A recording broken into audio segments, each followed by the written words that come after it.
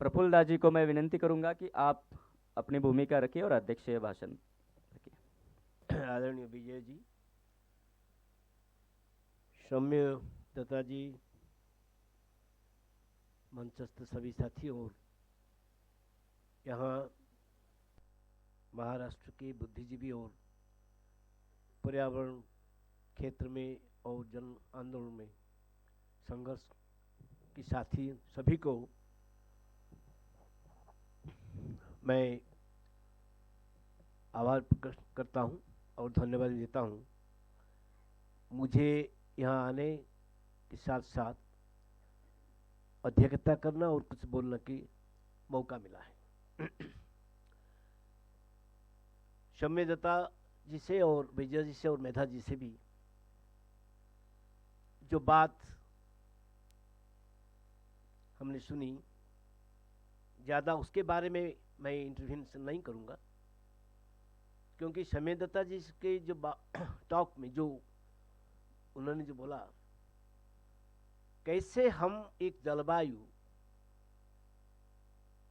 को अंडरस्टैंड करेंगे, कैसे समझेंगे, ये पूरा एक मूलभूत भी विचार भी है। कैसे how would understand the climate and climate justice.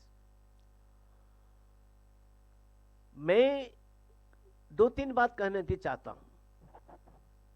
जब हम क्लाइमेट जस्टिस, क्लाइमेट क्राइसिस, जलवायु परिवर्तन, जलवायु न्याय की बात करते हैं, तो हमारे सामने बुनियादी सवाल क्या है? सवाल तो एक ही सभी को, उसका कारण क्या है, कौन जिम्मेदार है। समय समय बहुत लोग हमको लगता है, कोई स्थानीय क्षेत्र में जब लोग आंदोलन करते हैं जमीन जल जंगल बचाने के लिए, उनको लगता है कि कोई एक कंपनी आ गई, उसके खिलाफ हम लड़ते हैं। और किसी किसी को लगता है कि ये जो विकास की प्रक्रिया है और विकास के जो हमारे ऊपर पूरा जबरदस्त ला गया है, तो हमको इस सरकार से भी हम नाराज हैं। ये तो ठीक है, मगर हमको भी आज के समय में दुनिया की जो राजनीतिक स्थिति को भी समझना है। ये क्लाइमेट पॉलिटिक्स बन गया। अभी अभी समीर जी ने बताया हमको COP29 में क्या हुआ। कुछ नहीं हुआ, और जब कुछ भी हुआ जिसके उद्देश्य में कुछ सॉल्यूशन के लिए, कुछ आगे बढ़ाने के लिए, कैसे क्लाइमेट चेंज को हम कुछ हद तक रुकना है,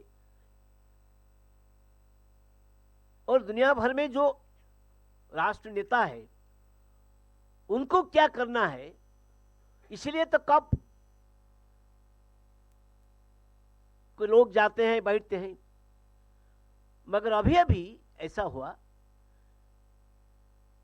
कि जो क्लाइमेट चेंज के लिए जो जो लोगों, जितने भी जो जिम्मेदार है, तो उनका जो पूरा डोमिनेंस वो बन गया और कुछ नहीं हुआ। मैं चाहता हूं हम सब लोग, हमको क्या सोचना है, हम कैसे उसको लेंगे। तो हमको भी समझना है कि ये जो सिस्टम है, जो यूनिपोलर सिस्टम है दुनिया में, विकास विकास विकास, और विकास की प्रक्रिया क्या है, और ये सिस्टम क्या जिम्मेदार नहीं है। जो सिस्टम में, जो पूंजीवादी व्यवस्था में, और अभी जो पूंजीवादी व्यवस्था, शुरू से जो पूंजीवादी व्यवस्था की शुरू हुई, उसको फादर ऑफ कैपिटलिज्म हम बोलते हैं, तो अभी तो वही भी नहीं है। उसमें कुछ कंपटीशन भी थी। आज तो कंपटीशन भी नहीं है, आज एवरीथिंग इज मोनोपोलाइज्ड, कैप्चर। तो कैपिटल सिस्टम में अभी जो प्रॉफिट है, केवल प्रॉफिट, बिलियनरी से कैसे बढ़ेगा, तो उसको हम देखेंगे। तो ये जो सिस्टम है, ये जो व्यवस्था है दुनिया भर में, अभी आप उसको वर्ल्ड मार्केट बोल सकते हैं, आप उसको ग्लोबल कैपिटलिज्म भी बोल सकते हैं, आप उसको प्रॉफिट मेकिंग सिस्टम बोल सकते हैं। तो अगर वही चलता रहेगा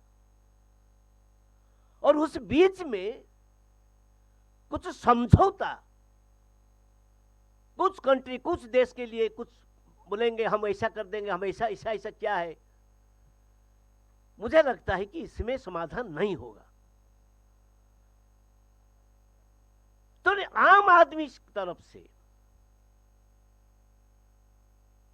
हम जैसे लोग जो उसका विक्टिम है, क्लाइमेट चेंज का जो विक्टिम है, और क्लाइमेट चेंज के लिए जो जिम्मेदार है, जो सिस्टम है, जो मार्केट है, जो ग्लोबलाइजेशन है, जो कंज्यूमरिज्म है,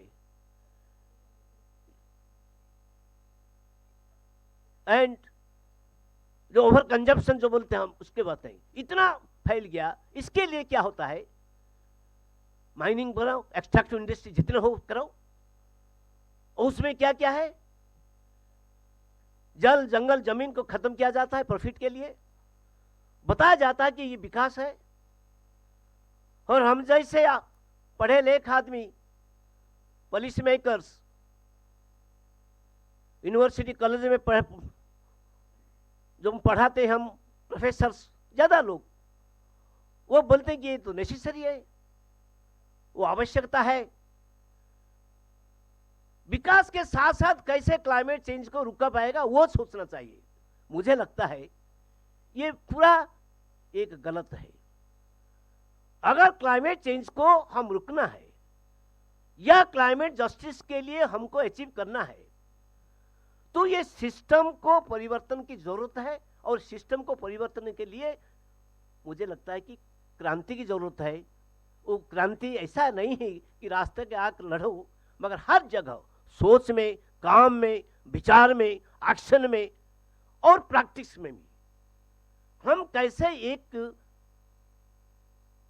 क्रांति ला पाएंगे सिस्टम को बदलने के लिए, उससे साथ साथ जुड़ा हुआ है। कैसे जंगल बचेगा, कैसे नदियां बचेगी, कैसे जमीन बचेगी, ये क्राइसिस है अब हर जगह दुनिया में। लैटिन अमेरिका हो, अफ्रीका हो, हर जगह संघर्ष चल रहा है। और ये कैपिटलिज्म सिस्टम के खिलाफ है, ये विकास के खिलाफ है। और आम आदमी जो किसान हो कि आदिवासी हो, वो क्या चाहते हैं, उसको हम आधार करके क्या विकास के परिभाषा बदलेगी, क्या यह सिस्टम को बदलना चाहिए या नहीं चाहिए, व कैसे चाहिए, ये सोच की जरूरत है आज। अदरवाइज हम ये क्लाइमेट चेंज के खिलाफ हम कुछ नहीं कर पाएंगे। और क्लाइमेट चेंज की बात तो छोड़ो, अभी अभी आप देखिए देश में अभी अभी 2019 से अब कितने प्रक्रिया में जो हमारा प्राकृतिक संपदा है वो किसी तरह हर दिन विकास के नाम पर खत्म किया जाता है। किसके लिए?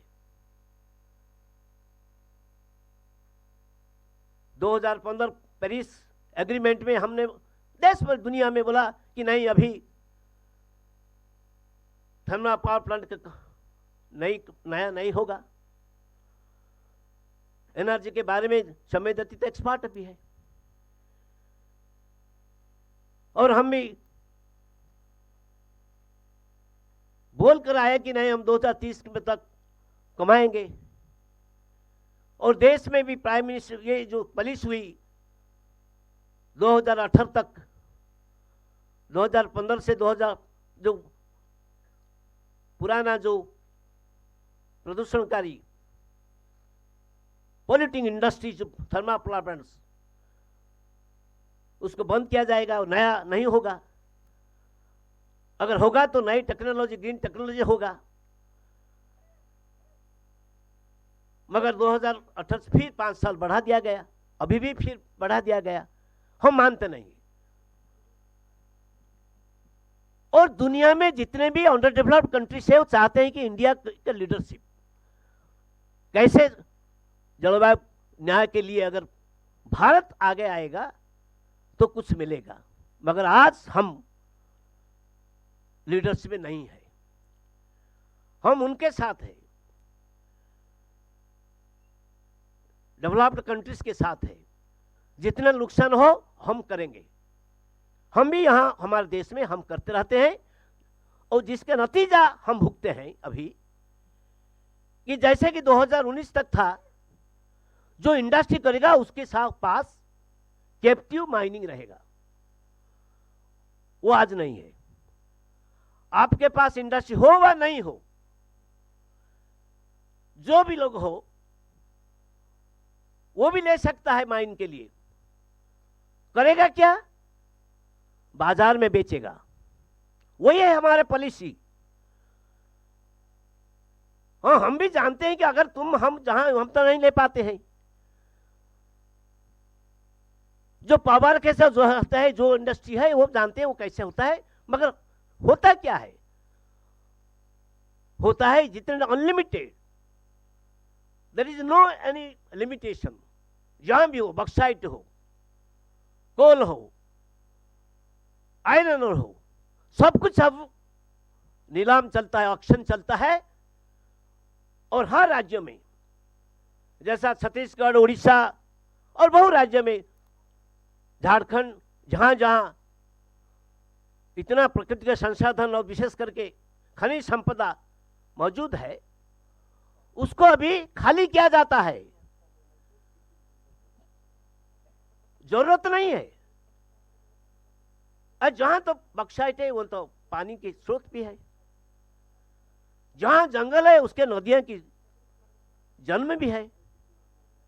तो हम जब क्लाइमेट जस्टिस की बात करते हैं, क्लाइमेट चेंज को रोकने के लिए चाहते हैं, क्या हमारे पॉलिसी नीति में क्या परिवर्तन की जरूरत नहीं है? अगर नहीं है तो कैसे जाएगा? वो चलेगा, वो भी बंद हो जाएगा, नहीं होगा। और जैसे कि हम आज नदियों को पोल्यूशन कर, नदी का स्रोत बात आते हैं। एक तो नदी का जो पानी का स्रोत ज्यादा से ज्यादा माइनिंग होता है, वहां से नदियों का स्रोत खत्म हो जाता है और फिर प्रदूषित होता है। और फिर अभी पानी का जो डाइवर्शन है कंपनी के लिए, लोगों को पीने की पानी भी नहीं मिलता है। और जहां जहां अभी आप नर्मदा बचाओ आंदोलन की तो हम शिक्षा देते हैं कि कैसे बड़ा बांध भी पर्यावरण को खत्म करता है, नदियों की भी खत्म करता है और लोगों का आजीविका भी छीन लेता है। तो मैं आपके सामने रखने चाहता हूं कि पर्यावरण या परिवेश, एनवायरनमेंट और क्लाइमेट जस्टिस को जो बोलते हैं, ऐसा नहीं कि केवल बारिश होना, नहीं होना, कुछ पेड़ लगा देना, ऐसा नहीं है। हर कुछ, मिट्टी हो, पानी हो, नदियां हो, समुद्र हो, everything is related with common people's livelihood, life and livelihood.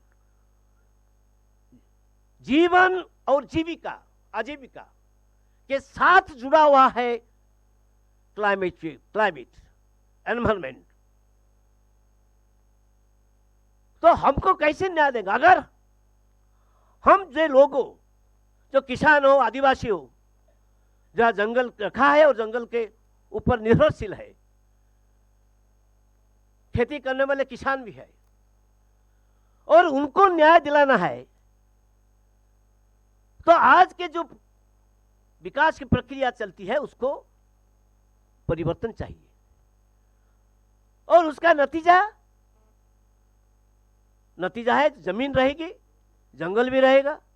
और कितने हद तक मुझे लगता है कि देश में, हमारे देश में कम से कम एक नेशनल पुलिस की जरूरत है, how to use our natural resources and to what extent we can sacrifice our resources in the name of development. विकास जरूरत है, मगर किसके लिए विकास है, किसको लिए?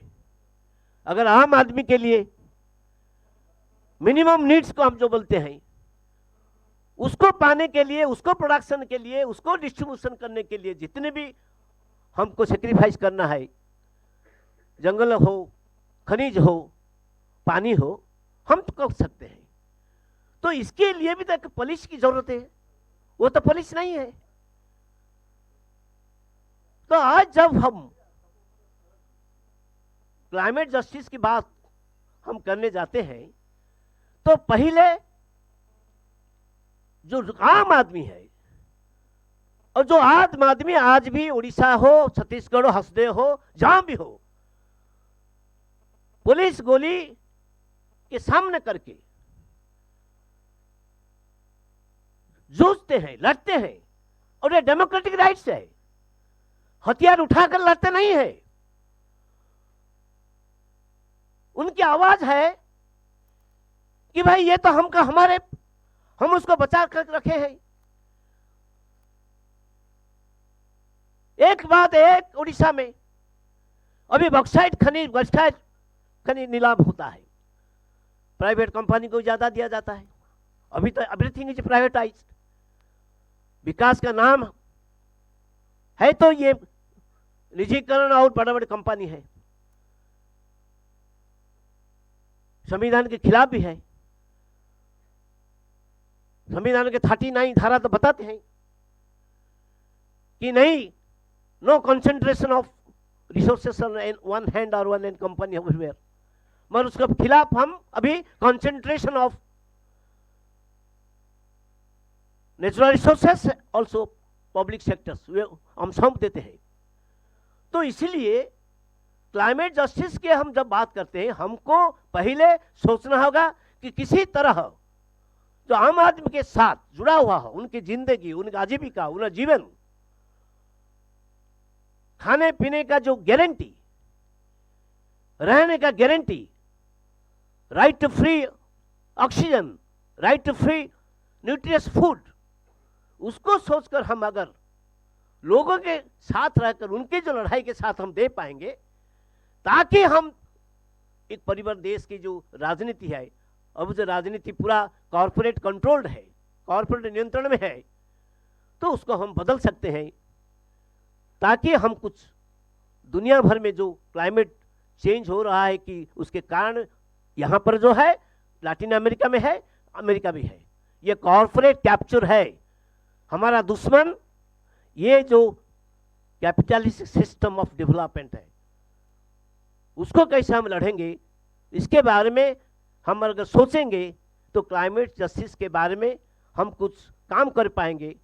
और हमारे जिम्मेदारी है, हर राज्य में, हर जिला में, हर क्षेत्र में अगर लोगों के साथ ये सोच को आगे बढ़ा पाएंगे, तो आज की जो कॉन्फ्रेंस है, आज जो विचार है, आज यहाँ कन्वेंशन है, उसकी सफलता हमको मिलेगा। धन्यवाद।